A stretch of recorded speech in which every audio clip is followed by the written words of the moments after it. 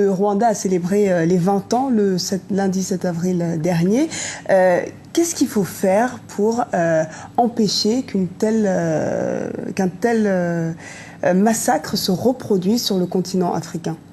Moi, je pense qu'il faut d'abord en prendre pleinement conscience, regarder comment l'histoire s'est déroulée, parce que en écoutant ce qu'on rapporte aujourd'hui, on dit que le problème a commencé pratiquement en 1963, en essayant de pointer du doigt une ethnie du pays, en l'occurrence les Tutsis, et en continuant périodiquement à accentuer ce phénomène jusqu'à ce qu'on arrive au génocide de 1994. C'est donc une longue histoire. Elle n'est pas arrivée du jour au lendemain.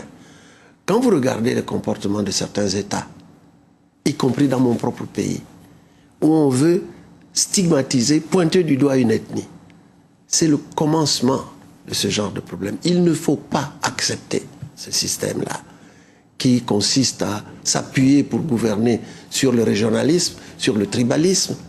C'est dangereux. Monsieur Ping, une dernière question avant de clore notre émission. On vous prête de plus en plus des ambitions politiques. Est-ce que vous serez candidat en 2016 au Gabon? Ah, quelle question.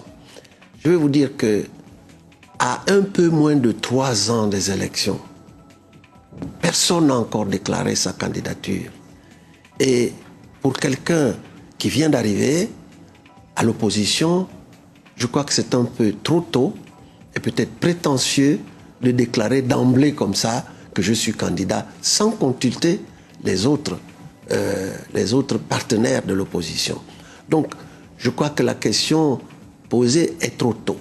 Mais l'essentiel, ce que vous devez retenir, c'est que je suis avec l'opposition, dans l'opposition, avec mes camarades de l'opposition, et que nous allons présenter un candidat en 2016.